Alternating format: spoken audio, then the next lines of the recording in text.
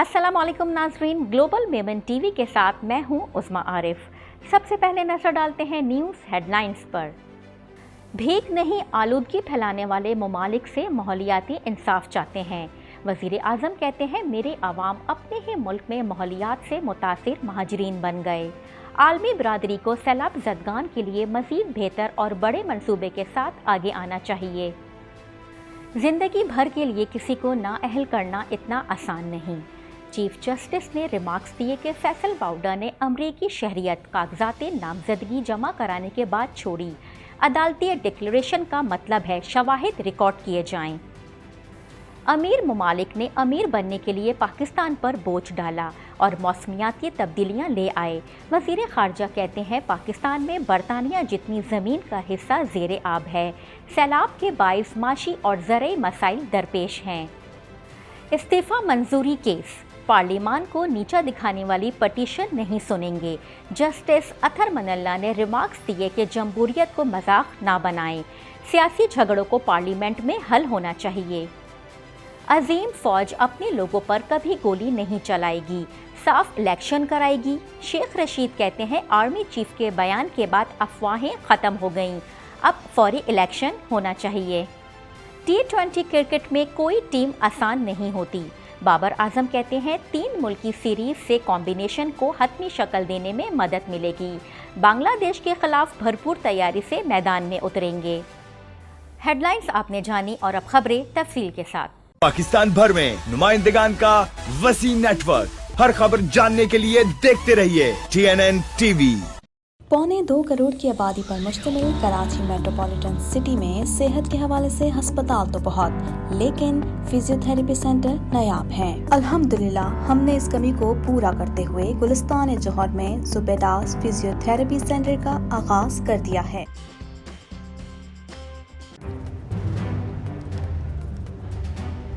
Islamic Finance TV, the only TV channel of the fastest growing Islamic economy in the world and the prime mover of Islamic finance news. Follow us on our social media handles and watch our reports and educational program at www.islamicfinancetv.com. For advertisement, please contact us at islamicfinancetv@gmail.com.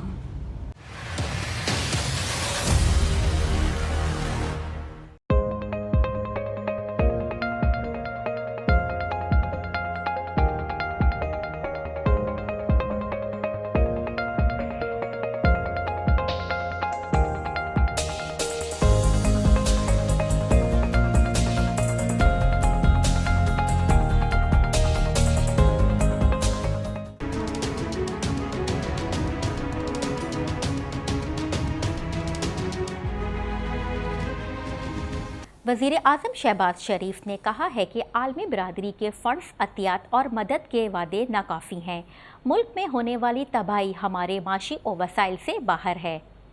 वज़ीर आज़म ने गैर मुल्की अखबार को interview देते हुए कहा है कि माली मुआवनत कर्जों की सूरत में नहीं होनी चाहिए। तबाहकुन सैलाब के बाद मदद की भीख नहीं मांगेंगे। पाकिस्तान को मानसून की शदीद बारिशों के बाद बड़े चैलेंजेस का सामना है। तबाहकुन सैलाब के बायस मुल्क का 1/3 हिस्सा ज़ेरे आब आया है। बाज़ इलाकों में शदीद तूफ़ानी बारिशें हुई। जिंदगी में इतने बड़े पैमाने पर तबाही और आवाम के मसाइब नहीं देखे। वज़ीर आज़म ने मज़ीद कहा है कि हम किसी पर इल्ज़ाम तराशी नहीं कर रहे, लेकिन ये हमारा क्या धरा नहीं, क्या मुझे कशकोल उठाकर मदद की अपील करनी चाहिए। चीन पेरिस क्लब समेत सबसे गैर मुल्की कर्जों की मुअत्तली के इम्कानात पर बातचीत जारी है। पाकिस्तान किसी सूरत भी नादहिंदा नहीं होगा। उनका कहना था कि हम माली मुआवनत की बात कर रहे हैं, मजीद कर्जों की नहीं। अमीर ममालिक ने मौसमियाती हंगामी सूरत हाल से निमटने के लिए $100 अरब माहौलियाती फंड में देने का वादा किया था। मौसमियाती हंगामी सूरत हाल के लिए वो रकम कहाँ है? अमीर ममालिक के लिए अपने वादे पूरे करने का ये बेहतरीन वक्त है।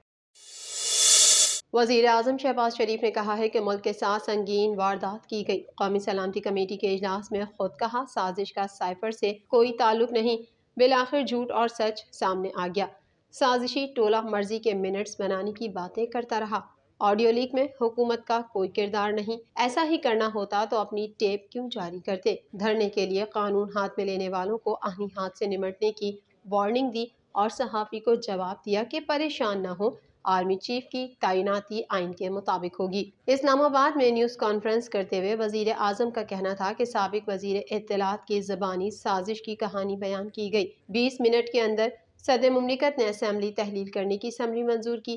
سازش کا کوئی وجود اور سرپاؤ نہیں تھا، قوم کا وقت برباد کیا گیا۔ قاسم سوری نے عدم اعتماد کی تحریک کو مسترد کر دیا۔ یہ بات ماننی پڑے گی، دنیا کی سب سے بڑی طاقت کے ساتھ تعلقات خراب کیے گئے۔ شہباز شریف نے کہا کہ بدترین بددیانتی اور قوم کے وقار کے ساتھ کھیلا گیا۔ ایسے سفاکانہ طریقے کی کوئی مثال نہیں ملتی۔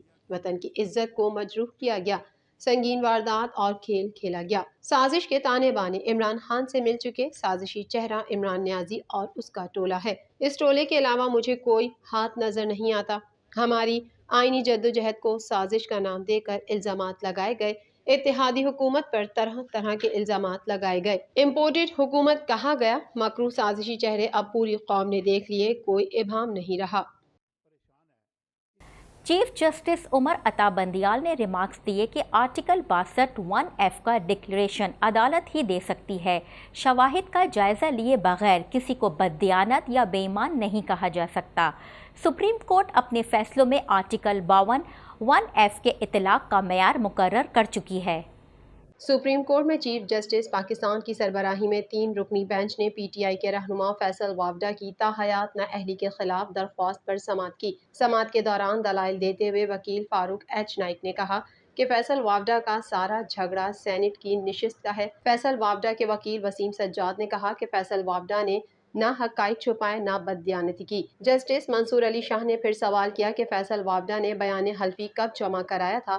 فیصل وافدہ کے وکیل نے جواب دیا کہ فیصل وافدہ نے بیان حلفی 11 جون 2018 کو جمع کرایا۔ ریٹرننگ افسر کو بتا دیا تھا، امریکی شہریت چھوڑ دی ہے۔ جسٹس عائشہ ملک نے فیصل وافدہ کے وکیل سے سوال کیا کہ آپ نے کس تاریخ کو امریکی سفارت خانے جا کر نیشنلٹی منسوخ کرائی؟ وکیل وسیم سجاد نے کہا کہ میرے موکل نے امریکی سفارت خانے جا کر کہہ دیا تھا کہ نیشنلٹی چھوڑ رہا ہوں۔ جسٹس منصور علی شاہ نے پوچھا کہ کیا آپ نے ایمبیسی جا کر زبانی بتا دیا کہ میرا پاسپورٹ کینسل کر دو؟ وکیل نے کہا کہ امریکی شہریت چھوڑنے کا ثبوت میں نے تو نہیں دینا تھا۔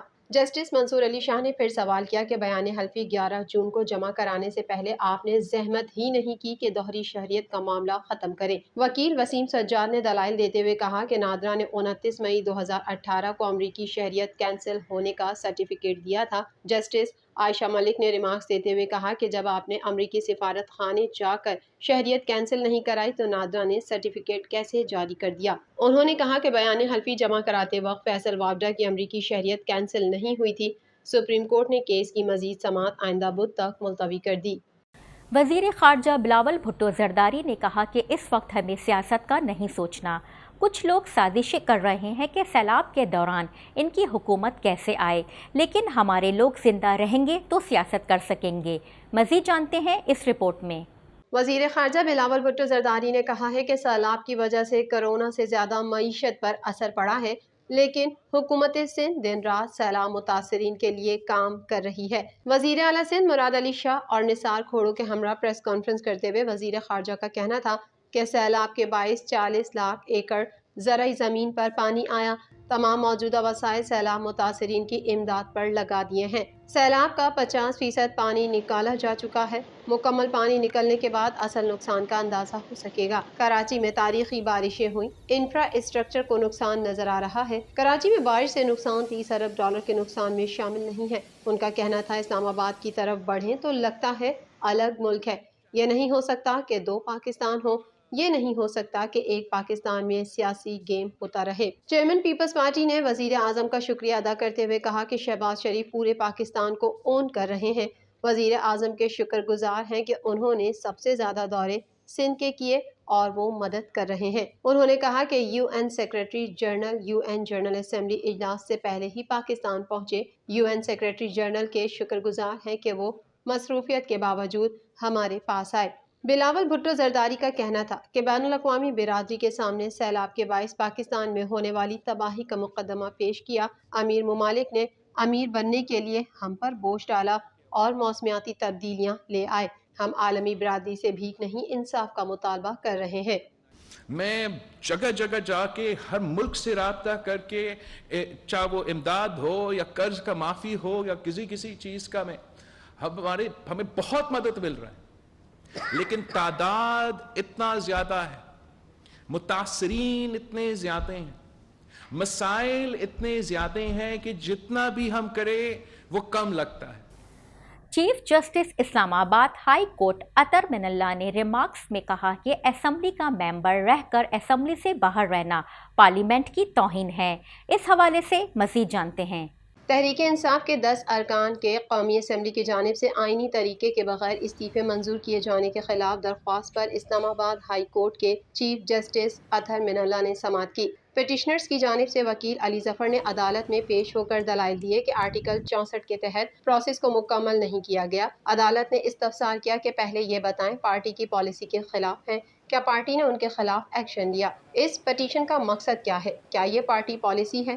پہلے یہ پٹیشنز اپنی نیک نیتی ثابت کریں۔ پارلیمنٹ کے معاملات میں عدالت مداخلت نہیں کرتی۔ وکیل علی ظفر نے عدالت کو بتایا کہ پٹیشنرز پارٹی پالیسی کے ساتھ ہیں، اس کے خلاف نہیں، جس پر عدالت نے سوال کیا کہ تو پھر یہ کیوں وہاں جانا چاہتے ہیں؟ پچھلی پٹیشن اس سے مختلف تھی۔ چیف جسٹس نے ریمارکس دیے کہ یہ سیاسی معاملات ہیں اور ان کے حل کا فورم پارلیمنٹ ہے۔ یہ مطمئن کریں کہ یہ 10 ارکان پارلیمنٹ میں جانا چاہتے ہیں، اگر یہ کیس ہے تو پھر ٹھیک ہے۔ چیف جسٹس نے استفسار کیا کہ کیا یہ مستعفی ارکان واقعی پارلیمنٹ میں جا کر عوام کی خدمت کرنا چاہتے ہیں؟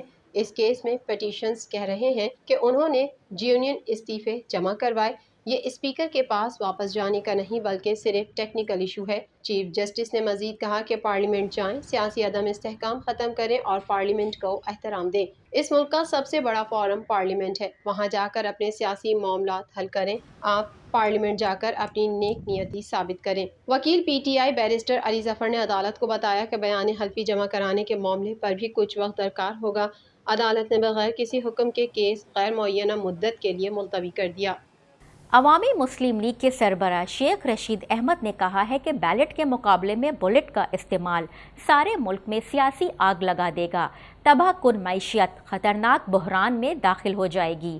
مزید جانتے ہیں اس رپورٹ میں۔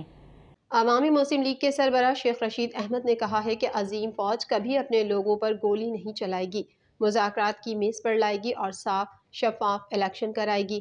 سماجی رابطے کی ویب سائٹ ٹویٹر پر جاری بیان میں شیخ رشید کا کہنا تھا کہ آرمی چیف کے بیان کے بعد افواہیں ختم ہو گئیں، اب فوری الیکشن ہونی چاہیے۔ حکومت اسلام آباد کے 25 لاکھ لوگوں کو قلعہ بند کرے گی تو لوگ اسلام آباد کے اندر اور مارگلہ کی پہاڑیوں سے نکلیں گے۔ سابق وزیر داخلہ کا کہنا تھا کہ بیلٹ کے مقابلے میں بلٹ کا استعمال سارے ملک میں سیاسی آگ لگا دے گا، تباہ حال معیشت خطرناک بحران میں داخل ہو جائے گی۔ اسلام آباد کے لوگوں نے محصور ہونے کے خوف سے گھروں میں راشن ڈالنا شروع کر دیا ہے۔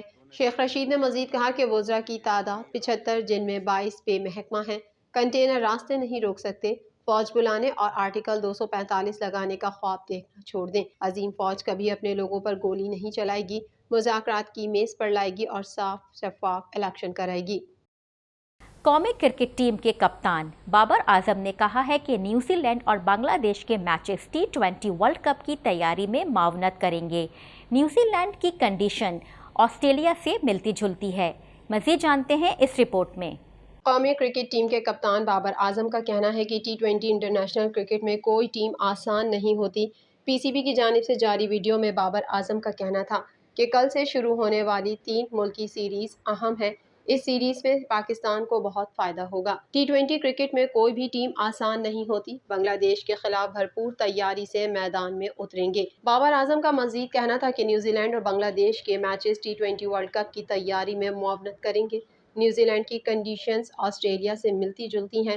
نیوزی لینڈ کی ٹیم اپنی ہوم کنڈیشنز میں سخت حریف ثابت ہوتی ہے، ان کے پاس کین ولیمسن، ٹم ساؤدی اور ٹرینٹ بولٹ جیسے تجربہ کار کھلاڑی موجود ہیں۔ انہوں نے کہا کہ انگلینڈ کے خلاف ہم نے مختلف کمبینیشن آزمائے جس سے اپنی خامیوں اور خوبیوں کا اندازہ ہوا۔ 3 ملکی سیریز سے کمبینیشن کو حتمی شکل دینے میں مدد ملے گی۔ گلوبل میمن ٹی وی کے نیوز بلیٹن سے فی الحال اتنا ہی۔ مزید خبروں اور اپ ڈیٹس کے لیے دیکھتے رہیے گلوبل میمن ٹی وی۔